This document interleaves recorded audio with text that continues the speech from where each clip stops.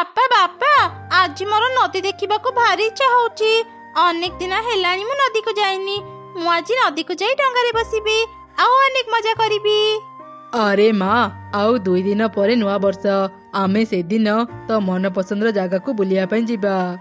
ନା ବାପା ମତେ ଆଜି ନଦୀ ଦେଖିବାକୁ ଇଚ୍ଛା ହଉଛି। ମୁଁ ଆଜି ନଦୀକୁ ଯିବି। ପ୍ଲିଜ ବାପା ମନା କରନି। अच्छा अच्छा माँ ठीक अच्छी मंत्री मो झील सांगरे जाओ से जहा कहब सब शुणिब। आज्ञा महाराज राजकुमारी जहाँ कहिबे मु ता करिबी।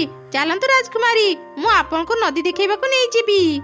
राजकुमारी तुम्हें डंगारे बस मु डंगा चलेबी। ना ना आज मु डंगा चलेबी। मोर बहुत दिन इच्छा मु निजे डंगा चली नदी रे बुली थांती। हेले राजकुमारी तुम्हें भी बहुत छोट तुम्हें ठीक रे डंगा चली पारिबनी। जदि किछि भूल कर दियो डंगा नदी रे बुड़ी जीव। सेमिति हेले तुमर क्षति हे राजकुमारी। ना मोर किछि क्षति हेबनी। सुन मंत्री बापा तुमको कहिथिले मोर सब कथा मानिबा पई। तुमे जदि मो कथा न मानिब मु बापा को कहि तुमको कठिन शास्ति देबी। ना ना राजकुमारी महाराजा को कहि मते दंड दियंतुनी। ठीक अछि तुमर जहा इच्छा तुमे कर मु मना करिबिनी। एमिति सुनी चिल छुआ खूब खुशी हे गला। से खुशी रे नाची नाची जाई डंगा रे बसिला और डंगा चले आगु को गला। से एते खुशी थिला जे से जानि पारिलानी से तांको जंगल छाड़ी आउ एक जंगल को चली जाईची। ए कोन मु ए कोठी की चली आसिली। एटा तो आम जंगल नुह। मु ए भी केमिति घर को फेरिबी। मोर तो रास्ता मने नाही। एई तो आगरे गोटे पक्षी माछ धरुची। मु ता पाखो को जाई साहाय्य मागी देखे। अंकल मु आम जंगल रु अनेक दूर को चली आसीची। घर को फेरिबार रास्ता भूली जाईची। मते मो जंगल रे पहुंची दियो। मते एठी भारी डर लागुची। अच्छा तम जंगल ना कौन तो बापा माँ को विषय किछि कह ताहाले सिना जाई मु तते तो घरे पहुंचाई देबी। आम जंगल नाम जानिनी हेले मो बापा से जंगल राजा। मो बापा को समस्त जानिचंती। अरे अरे पाख जंगल राजा को तो मु जाने निश्चय ये तारी झियो। बाह भल सुजोग तो एही सुजोग रे मु चिल राजा पाखरु किछि सुना टंका आदाय करिनी। कौन हेला अंकल कौन भाबुचंती? अरे झियो मु तो विषय की तो बापा माँ को विषय किछि भी जानिनी। मते किछि दिन समय देले मु तो बापा को खोजी बाहर करिबी आउ तते नहीं तो बापा को पाखरे छाड़ी देबी। सेतिकी दिन जाए तुम घरे रह। चिल छुआ काउ कथारे राजी हे गला आउ ता सांगरे ता घर को गला। काउ स्त्री चिल छुआ को देखि तो आश्चर्य हे गला। ए झियो किए तुमे काहा को धरी घर को आसीच? अरे सुन ये जने राजकुमारी से भी बहुत थकी जाइची। ताकू किछि समय आराम करबाकू दे पछरे मु तते सब घटना कहिबी। ए कोन संध्या हेबाकू बसिलानी ए जे राजकुमारी काहे की फेरिलेनी? मु जदी राजकुमारी को न नी राजा को पाखो को जीबी से अनेक रागी जीबे आउ मते मृत्यु दंड देबे। एबे मु कोन करिबी? राजकुमारी को कोडी खोजिबी आउ किछि समय अपेक्षा करि देखे तापरे मु राजा को पाखो को जाई तांको सब सत कथा कहि देबी। जहा मो भाग्य रे थिबो सेया हेबो। एमिति मिटू अनेक समय जाए अपेक्षा कला। संध्यारू राति हे गला हेले चिल छुआ फेरिलानी। ए सब देखी मिटू राजा चिल पाखो गला आउ ताको सब घटना कहला। कौन हेला तुम झील को नदी रे हजई देइचु? कौन पई ताको एकुटिया नदी को पठौतिलु? एबे से बहुत छोट से को नदी रे डंगा चली पारिबो? महाराज एथिरे मोर किछि भी भूल नहीं। मु राजकुमारी को अनेक मना कली हेले से मो कथा सुनिलेनी। ना मो झील हजिबा पछरे केवल तू दाई। मु तते क्षमा करि पारिबिनी। मो झील न मिलिबा जाए तू कारागार रे बंदी हेई रहिबु। सिपाही कुआड गल? मंत्री मिटू को नहीं कारागार रे बंदी करि दियो। तापरे सिपाही माने मिटू को नहीं कारागार रे बंदी करि देले। झील हजिबा जानी चिल आउ तार स्त्री खूब कांदुथिले। कौन पाई महाराज तुमे आम झील को नदी को पठौथिलो? से जदि नदी को जाई न थांता से केबे हजि न थांता। हेबे मो झील बिना केमिति बंचिबी? चिंता करनी रानी मु काली सकाळे सेनापति को पूरा नदी खोजिबा को पठेबी। आम झील जोठी भी थिबा हमको मिली जिवो। एमिति से राति बीती गला। परदिन सकाळे काउ राजा चिल पाखो को आसिला। किए किए तू पक्षी ମୁଁ ତତେ ତ ଏଇ ଜଙ୍ଗଲରେ ଆଗରୁ ଦେଖିନି। ମହାରାଜ, ମୁଁ ଆପଣଙ୍କ ଜଙ୍ଗଲରେ ନୁହଁ, ମୁଁ ପାଖ ଜଙ୍ଗଲରୁ ଗୋଟେ ଜରୁରୀ କଥା ନେଇ ଆପଣଙ୍କ ପାଖକୁ ଆସିଛି। କଣ ଜରୁରୀ କଥା, ମତେ ଶୀଘ୍ର କହ। ମହାରାଜ, ଆପଣଙ୍କ ଝିଅ ହଜିନି। ଆମ ଜଙ୍ଗଲର ଗୋଟେ ତାନ୍ତ୍ରିକ ଆପଣଙ୍କ ଝିଅକୁ ବନ୍ଦୀ କରି ରଖିଛି।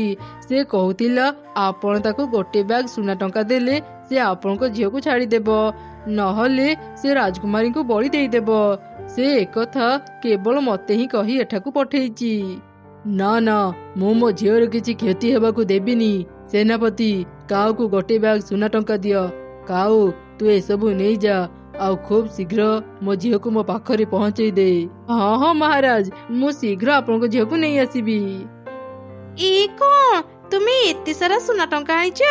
ମୁଁ ତ ନିଜ ଆଖିକୁ ବିଶ୍ୱାସ କରିପାରୁନି। ଆରେ ଆରେ, ଧୀରେ କଥା କହ।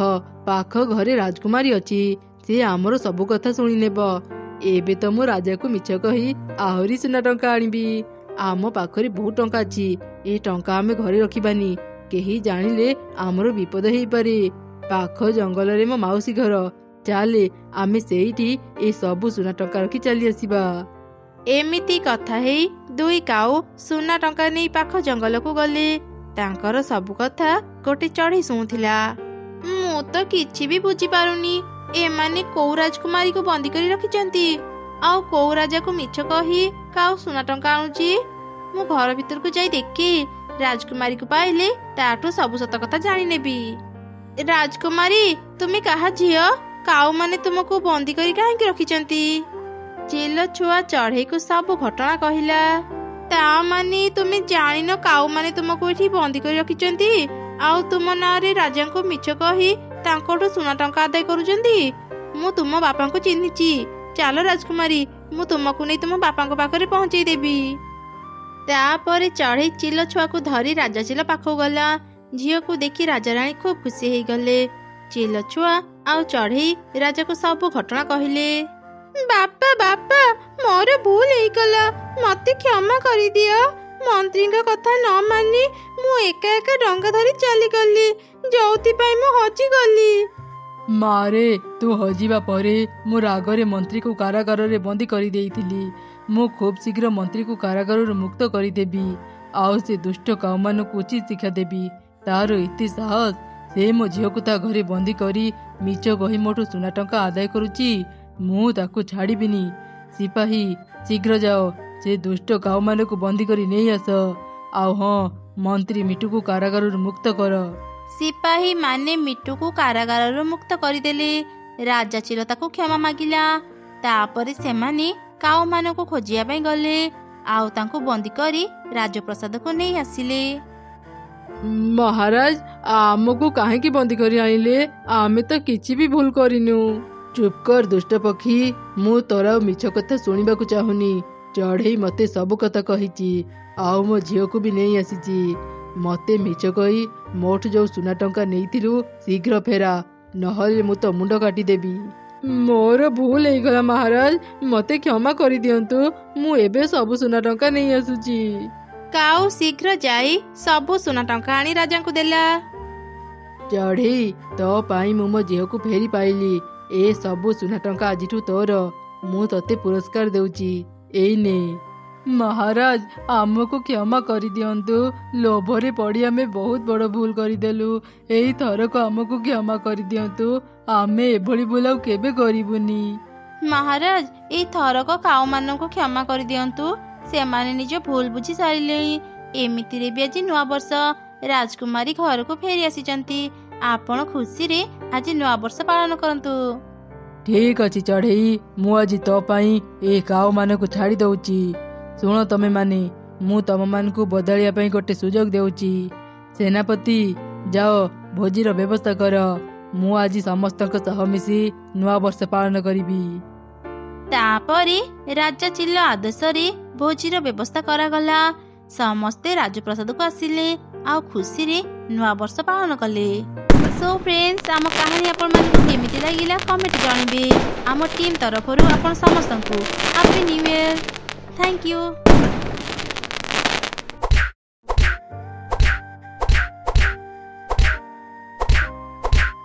ଆରେ ଶୁଣ, ଆମେ ମାନେ ପିକନିକ ଯିବାକୁ ଚାହୁଁଛୁ, ତମେ ମାନେ ବି ଆମ ସାଙ୍ଗରେ ଯିବ କି? ହଁ ହଁ, ଆମେ ବି ତୁମ ସାଙ୍ଗରେ ପିକନିକ ଯିବୁ। ଅନେକ ଦିନରୁ ଆମେ ବି ପିକନିକ ଯାଇନୁ। ତେବେ ଠିକ ଅଛି, କୁହ ପିକନିକ ମେନୁରେ କଣ କଣ ରହିବ? ଯାହା ବି କର, ଲାଷ୍ଟ କିନ୍ତୁ ପାଏସ ରଖ। ମତେ ପାଏସ ଖାଇବାକୁ ଭାରି ଭଲ ଲାଗେ। ଆଚ୍ଛା ଠିକ ଅଛି, ଆଉ କିଏ କଣ ଖାଇବ କୁହ? ଆରେ ଶୁଣ, ପିକନିକରେ ଖାସି ମାଂସ ବିନା ମଜା ଆସିବନି। ତୁ ମେନୁରେ ଖାସି ମାଂସ ଆଉ ବିରିୟାନୀ ରଖିଦେ। ଠିକ ଅଛି, ରଖିଦେଲି। ଆଉ କଣ କଣ ରଖିବି କୁହ? ନା ନା, ଆଉ କିଛି ଦରକାର ନାହିଁ, ଏତିକିରେ ହେଇଯିବ। ଆଚ୍ଛା ତେବେ ଠିକ ଅଛି, ଏବେ ଚାଲ ଟଙ୍କା ଏକାଠି କରିନେବା। ପିକନିକରେ ଖାସି ମାଂସ ଖାଇଲେ ଜଣକା 500 ଟଙ୍କା ଦେବାକୁ ପଡିବ। କଣ 500 ଟଙ୍କା? ନା ନା, 500 ଟଙ୍କା ଦେଇ ମୁଁ ପିକନିକ ଯାଇପାରିବିନି। ହଁ, ଆମେ ବି 500 ଟଙ୍କା ଦେଇପାରିବୁନି। ମୁଁ ଯଦି ପିକନିକ ପାଇଁ 500 ଟଙ୍କା ମାଗିବି, ମୋ ମା ଝାଡୁରେ ପିଟିବେ। ନା ନା, ମୁଁ 500 ଟଙ୍କା ଦେଇପାରିବିନି। ଆଚ୍ଛା ତେବେ ଠିକ ଅଛି, ଆମେ ପିକନିକରେ ଖାସି ମାଂସ କରିବାନି, ଆମେ କୁକୁଡ଼ା ମାଂସ କରିବା। ସେମିତି ହେଲେ ଜଣକା 200 ଟଙ୍କା ଦେବାକୁ ପଡିବ। ପୁଣି ଟଙ୍କା? ନା ନା, ମୁଁ ପିକନିକରେ କିଛି ବି ଖାଇବିନି, ମୁଁ ଟଙ୍କା ଦେଇପାରିବିନି। ଗୋଟେ କାମ କର, କେହି ବି ପିକନିକ ଯାଅନି, ମୁଁ ଘରକୁ ଯାଉଛି। ଆରେ ରହ ରହ, ମୋ ପାଖରେ ଗୋଟେ ଉପାୟ ଅଛି। କାହାକୁ ବି ଟଙ୍କା ଦେବାକୁ ପଡିବନି, ଆମେ ପିକନିକରେ ବି ଖାଇପାରିବା। କଣ ସେ ଉପାୟ କହ? ତମେ ମାନେ ଘରୁ ଚାଉଳ ଡାଲି ନେଇ ଆସ, ମୁଁ ଗୋଟେ ଛେଳି ଚୋରି କରି ନେଇ ଆସିବି। ସେମିତିରେ କାହାକୁ ବି ଟଙ୍କା ଦେବାକୁ ପଡିବନି, ଆଉ ଆମ ପିକନିକ ବି ହେଇଯିବ। ହଁ ଠିକ କଥା, ମୁଁ ଆମ ଘରୁ ଚାଉଳ ନେଇ ଆସିବି। ତେବେ ମୁଁ ଆମ ଘରୁ ଡାଲି ନେଇ ଆସିବି। ମୁଁ ଆମ ଘରୁ ପିଆଜ ରସୁଣ ନେଇ ଆସିବି। ମୁଁ ତେଲ ମସଲା ନେଇ ଆସିବି। ତେବେ ତ ହେଲା, ଯାଅ ଯାଅ ଜିନିଷ ରେଡି କର, ମୁଁ ଆଉ ମୋ ସାଙ୍ଗ ଯାଇ ଛେଳି ଖୋଜି ଆଣୁ। ଆରେ ସାଙ୍ଗମାନେ, ଚାଲ ଏବେ ଯିବା। କୁଆଡେ ଯିବୁ ତୋ ସାଙ୍ଗରେ? ଏବେ ପରା କଥା ହେଲେ ଛେଳି ଚୋରି କରିବାକୁ ଯିବା। ନା ନା, ମୁଁ ତ ସାଙ୍ଗରେ ଯିବିନି, ଧରା ପଡିଲେ ମୁଁ ମାଡ ଖାଇ ପାରିବିନି। ମିଟୁ, ତୁ ତ ମୋ ସାଙ୍ଗରେ ଚାଲେ, ଜମା ଡରନି। ମୁଁ ଏମିତି ଚୋରି କରିବି କେହି ଜାଣିପାରିବେନି। ଆଉ ତା ଛଡା ଯଦି ଧରା ପଡିଯିବା, ମୁଁ ତ ଭାଗ ମାରଟା ବି ଖାଇନେବି। ଠିକ ଅଛି? ଆଚ୍ଛା ହଉ, ଚାଲ ଯିବା। ଏଇଟା ଭଲ ଜାଗା, ଏଠି ଅନେକ ଘାସ ପଡିଛି। ମୁଁ ଏଇଠି ମୋ ଛେଳିକୁ ବାନ୍ଧି ଦେଇଥାଏ। ଛେଳି ଘାସ ଖାଇସାରୁ, ତାପରେ ମୁଁ ତାକୁ ଆସି ନେଇଯିବି।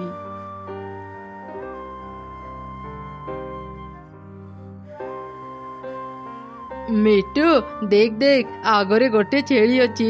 ଛେଳିଟା କେତେ ହୃଷ୍ଟପୃଷ୍ଟ ହେଇଛି। ତୁ ଚାରିଆଡେ ନଜର ରଖ, ମୁଁ ଯାଏ ଛେଳିଟାକୁ ନେଇ ଆସେ। ଆଉ ଯାହା କରୁଛୁ ଶୀଘ୍ର କର, ମତେ ଭାରି ଡର ଲାଗୁଛି। ଏଇ ତ ମୁଁ ଛେଳି ନେଇ ଆସିଲି, ଚାଲ ଏବେ ଯିବା।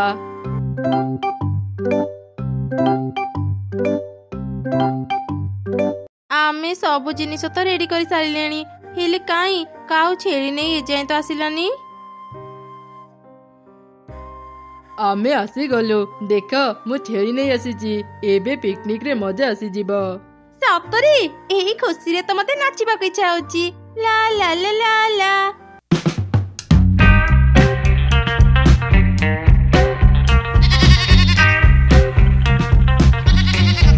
ଆରେ ଆରେ, ଛେଳିଟା ପଳେଇଲା, ଧର ଧର ତାକୁ। ଛେଳିକୁ ଛାଡି ସମସ୍ତେ ନାଚୁଥିଲ କାହିଁକି? ତାକୁ ବାନ୍ଧି ପାରିଲନି? ଏ ଛେଳି, ରହ ରହ, କୁଆଡେ ଯାଉଛୁ? ତୁ ଚାଲିଗଲେ ଆମ ପିକନିକ କେମିତି ହେବ? ଧରା ପଡିଲା ଛେଳି, ଏବେ ଯିବୁ କୁଆଡେ? ଆରେ ଆରେ, ମୋ ଛେଳିକୁ ନେଇ ତମେ ମାନେ କୁଆଡେ ଯାଉଛ? କୁଆଡେ ଆଉ ଯିବୁ? ଏ ଛେଳିକୁ ନେଲେ ଆମେ ପିକନିକ କରିବୁ। କଣ ହେଲା, ତମ ଚଢେଇ ଗୁଡାଙ୍କର ଏତେ ସାହସ? ମୋ ଛେଳି ଚୋରି କରି ପିକନିକ କରିବାକୁ ଚାହୁଁଛ?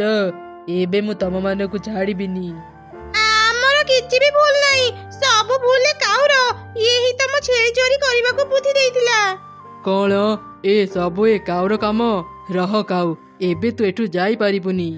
ଆରେ ମରିଗଲି ରେ, ମୋର ଭୁଲ ହେଇଗଲା, ମତେ ଆଉ ମାରନି। ମୁଁ ଆଉ ଦିନେ ବି ତୁମ ଛେଳି ଚୋରି କରିବିନି, ଦୟାକରି ମତେ ଛାଡି ଦିଅ। ଠିକ ଅଛି, ଆଜି ମୁଁ ତତେ ଛାଡି ଦଉଛି, ହେଲେ ଆଉ ଦିନେ ଯଦି ତତେ ମୋ ଛେଳିର ଆଖପାଖରେ ଦେଖିବି, ମାରି ମାରି ତୋ ଗୋଡ ଭାଙ୍ଗିଦେବି।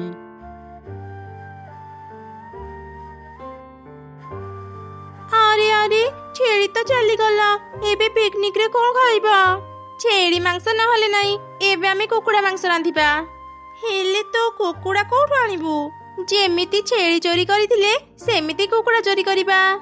ଆରେ ଆରେ, ଜଣେ ଚୋରି କରିକି କେମିତି ମାଡ଼ ଖାଇଲା, ତୁ କଣ ଦେଖିକି ବି କିଛି ଶିକ୍ଷା ପାଇଲୁନି ଯେ ଆହୁରି ଚୋରି କରିବା କଥା କହୁଛୁ? ନା ନା, ଆଉ କେହି ବି ଚୋରି କରନି। ଆମ ପାଖରେ ଯାହା ବି ଅଛି ସେସବୁ ଖାଇନେବା। ମୁଁ ଖିଚୁଡ଼ି ରାନ୍ଧିଦେବି, ସମସ୍ତେ ଖାଇନେବ। ହଁ, ଚଢ଼େଇ ଠିକ କଥା କହିଛି। ଚାଲ ଏବେ ଯିବା ଆଉ ଖିଚୁଡ଼ି ରାନ୍ଧିବାର ବ୍ୟବସ୍ଥା କରିବା। ଖିଚୁଡ଼ି ରନ୍ଧା ତ ସରିଗଲା। ଚାଲ ଏବେ ଟିକେ ନାଚ ଗୀତ ହେଇଯାଉ, ତାପରେ ସମସ୍ତେ ମିଶି ଖିଚୁଡ଼ି ଖାଇ ଘରକୁ ଯିବା। ଆରେ ଶୀଘ୍ର ମୋ ପାଇଁ ଖାଇବା ଆଣି, ମତେ ଭାରି ଭୋକ ଲାଗିଲାଣି।